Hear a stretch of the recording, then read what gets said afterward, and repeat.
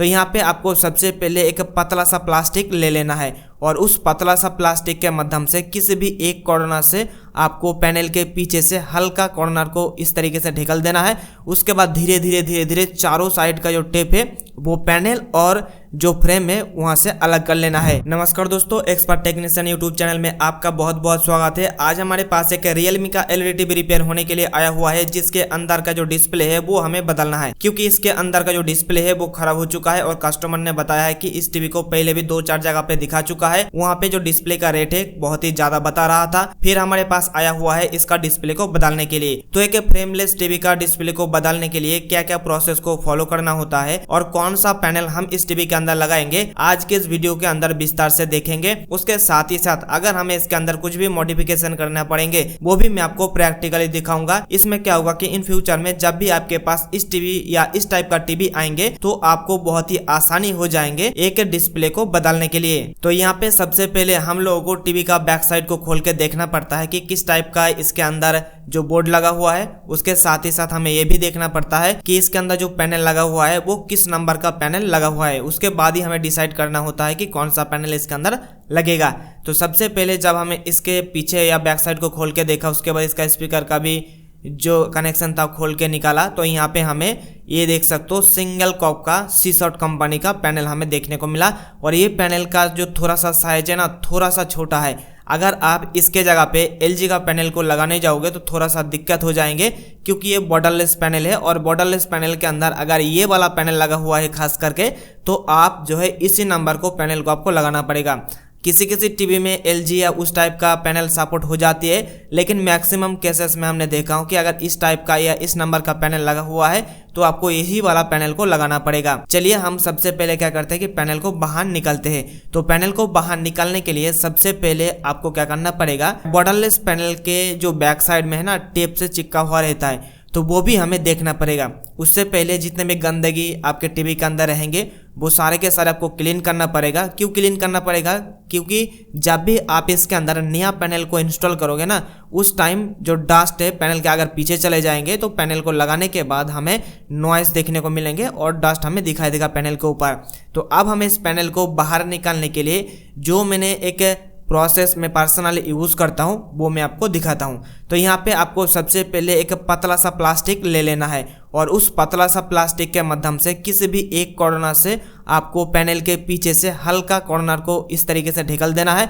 उसके बाद धीरे धीरे चारों साइड का जो टेप है वो पैनल और जो फ्रेम है वहां से अलग कर लेना है। इस तरीके से जब आप करोगे ना तो पैनल बहुत ही आराम से बाहर निकल के आ जाएगा। इस टीवी के अंदर चारों साइड में टेप लगा हुआ है, तो हमें चारों साइड को यहाँ पे टेप को अनलॉक करना पड़ेगा, मतलब उसको अलग करना पड़ेगा। और किसी किसी टीवी के अंदर आपको सिर्फ और सिर्फ 3 साइड में ही टेप देखने को मिलेंगे, लेकिन इस मॉडल के अंदर आपको चारों साइड में टेप देखने को मिलेगा। तो आपको सबसे पहले ये देख लेना पड़ेगा कि आपके पास अगर कोई बॉर्डरलेस वाला पैनल आए या टीवी आए और उसका अगर आप पैनल को खोलना चाहते हो तो आपको देख लेना पड़ेगा। ये जो प्रोसेस है ना, ये प्रोसेस तब भी इस्तेमाल होते हैं जब हम लोग किसी भी बॉर्डरलेस पैनल का बैकलाइट को चेंज करता हूँ, क्योंकि हमें उस टाइम भी पैनल को खोलना पड़ता है। तो यहाँ पे देखिए कितने आराम से हमारा पैनल अलग हो चुका है और उसके बाद हम इसको निकाल के एक सेफ जगह पे रख लेता हूँ ताकि किसी के साथ दुर्घटना ना हो जाए। और उसके बाद इसके अंदर जितने भी गंदगी है वो भी साफ करना पड़ेगा और उसके साथ ही साथ जो आधा हिस्सा रह गया है टेप का ना,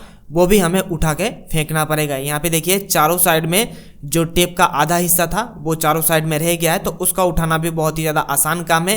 एक आप कोई भी ओपनर ले लीजिए, तो यहाँ पे मैं मॉडर्न डे ओपनर ले लिया हूँ और उसके बाद थोड़ा सा कॉर्नर से उठाया और उसी के बाद आप देख सकते हो कितने आराम से हमारा टेप है वो बाहर निकल के आ रहा है।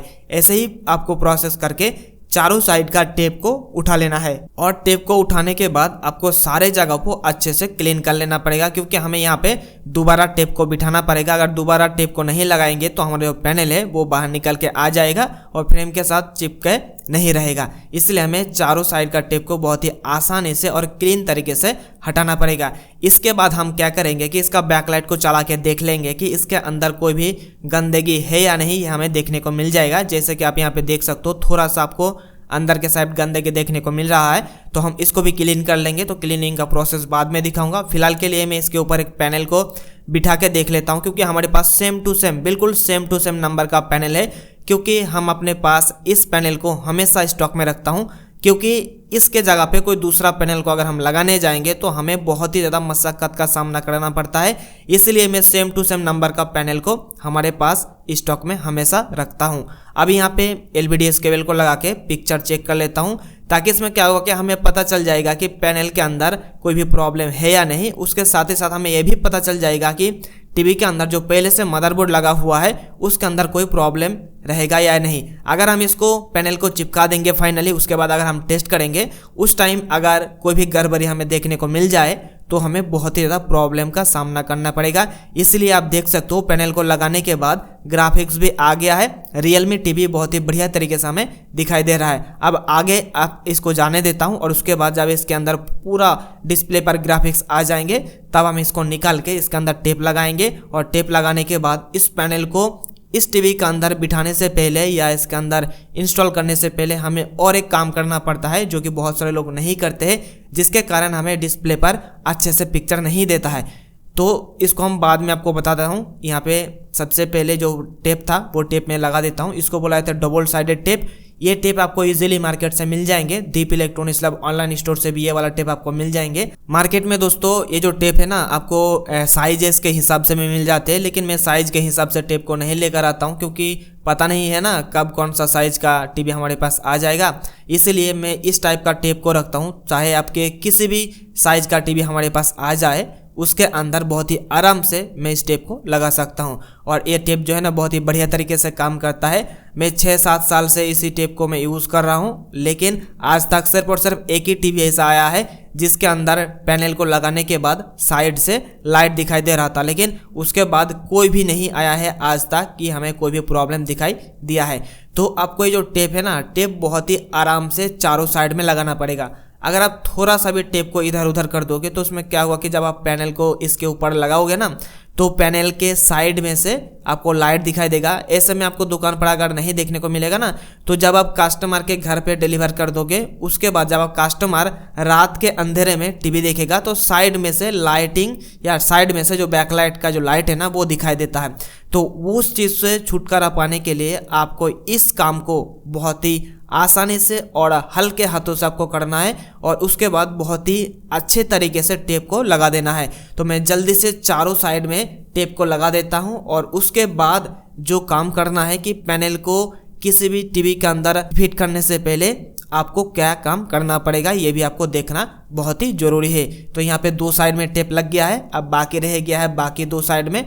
तो बाकी 2 साइड में भी मैं टेप को जल्दी से लगा देता हूँ। यहाँ पे मैंने चारों साइड में टेप बहुत ही आसान तरीके से लगा दिया हूँ। आप देख सकते हो टेप लगाने का फिनिशिंग कैसा आया हुआ है।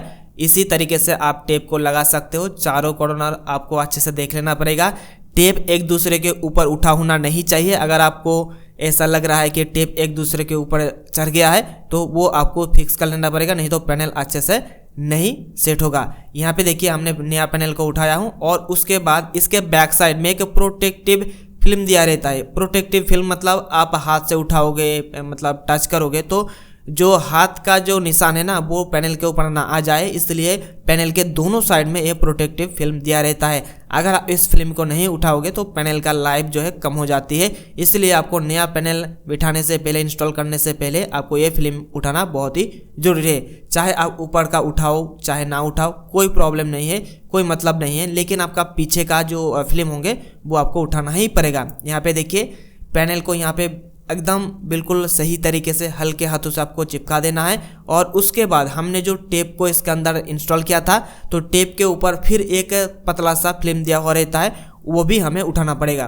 तो उस चीज़ को मैं कैसे उठाता हूँ चलिए मैं देखता हूँ। सबसे पहले जो पैनल है ना हल्का सा पीछे साइड हम धकेल देंगे या खींच लेंगे और उसके बाद जो टेप था, टेप के ऊपर और जो एक फिल्म था ना, इस तरीके से हम थोड़ा सा करके बाहर की तरफ कर लेंगे। इसमें क्या होगा कि जब हम इसके अंदर पैनल को सही कॉर्नर पे और सही एंगल पे बैठ जाएंगे उसके बाद बहुत ही आराम से हम हल्के हाथों से ये जो प्लास्टिक है इस प्लास्टिक को हम लोग निकाल पाएंगे। इसलिए आपको चारों कॉर्नर में से आपको इस तरीके से हल्के हाथों से मतलब चारों जो अलग अलग आपने टेप लगाया था ना इस तरीके से आप कर लोगे तो इसमें आपका ही आसान हो जाएंगे। मैं तो यही प्रोसेस को फॉलो करता हूं। अगर आपको इसके अलावा कोई दूसरा प्रोसेस आपके दिमाग में आ रहा है तो आप अपने हिसाब से इस काम को कर सकते हो, लेकिन मैं पर्सनली यही प्रोसेस को फॉलो करता हूं जो बैक साइड का जो टेप है उसको उठाने के लिए। अगर आप पहले ही पैनल को बिठाने से पहले ही अगर आप उसको उठा दोगे, अगर पैनल को बिठाने के समय कोई भी इधर उधर या सरक जाए तो बहुत ही प्रॉब्लम आते हैं। इसलिए मैं यही प्रोसेस को फॉलो करता हूँ। यहाँ पे देखिए पैनल बिल्कुल 100% सही तरीके से, एकदम बिल्कुल परफेक्ट तरीके से हमने इसके अंदर इंस्टॉल कर दिया हूँ। करने के बाद आप यहाँ पे देख सकते हो कितने सही तरीके से फिनिशिंग हुआ है। और ये जो प्लास्टिक था टेप के अंदर वो भी हमने निकाल लिया हूँ चारों साइड का। और अभी हमारा ये जो टीवी है असेंबल करने के लिए रेडी है।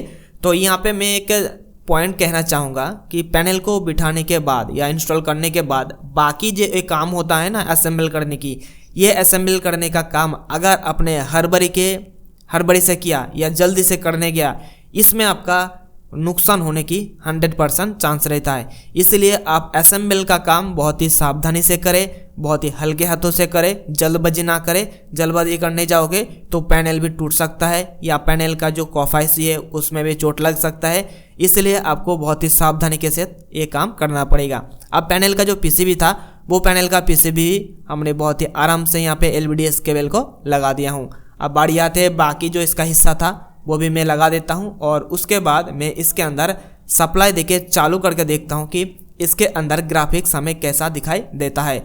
हालांकि हमने इसके अंदर सेम टू सेम पैनल लगाया हूँ, इसलिए सर्विस मेनू में जाने का कोई हमें मतलब नहीं है, यानी कि जाना नहीं पड़ेगा। अगर कोई दूसरा टाइप का पैनल या दूसरा नंबर का पैनल हम लोग इसके अंदर इंस्टॉल करते तो हमें सर्विस मेनू में जाके पैनल के अनुसार हमें सेटिंग्स को करना पड़ता। नहीं तो हमारे पैनल के अंदर क्या होता है कि बहुत सारे अलग अलग प्रकार के प्रॉब्लम दिखाई देता है, जैसे मैपिंग प्रॉब्लम या उस तरीके से नॉइसी प्रॉब्लम वो दिखाई देता। लेकिन हमने यहाँ पे सेम टू सेम पैनल को इंस्टॉल करा हूँ, इसलिए हमें कोई भी चेंजेस करने की ज़रूरत नहीं है। अब यहाँ पे लाइन देने के बाद आपको यहाँ पे ग्राफिक्स दिखाई देना शुरू हो जाएगा।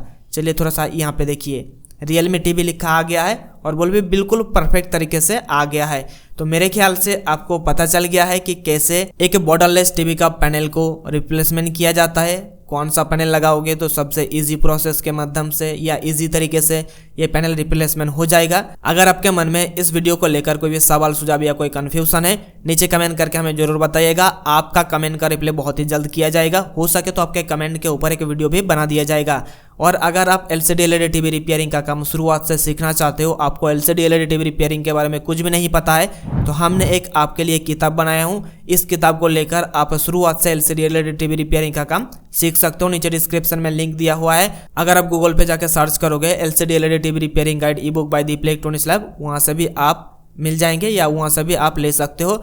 इसके अलावा अगर आपको इलेक्ट्रॉनिक्स के बारे में कुछ भी नहीं पता है, बेसिक इलेक्ट्रॉनिक्स क्या होता है या इलेक्ट्रॉनिक सर्किट के अंदर क्या क्या कंपोनेंट्स रहता है, कुछ भी नहीं पता है, तो आपके लिए भी एक ई-बुक बनाया हूँ जिसका कीमत है सिर्फ और सिर्फ 199, जिसका नाम है अंडरस्टैंडिंग बेसिक इलेक्ट्रॉनिक्स कंपोनेंट्स। ये 3 भाषाओं में उपलब्ध है, हिंदी, बांग्ला एंड इंग्लिश। आपको जिस भाषा में पसंद है उस भाषा का किताब आप ले सकते हो। नीचे डिस्क्रिप्शन में मैंने लिंक दे दिया हूँ, आप उस किताब को लेकर बेसिक इलेक्ट्रॉनिक्स के बारे में सारी जानकारी ले सकते हो।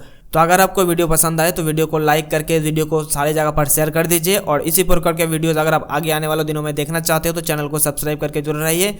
हम फिर मिलते हैं नेक्स्ट वीडियो में, तब तक के लिए wish you all the best.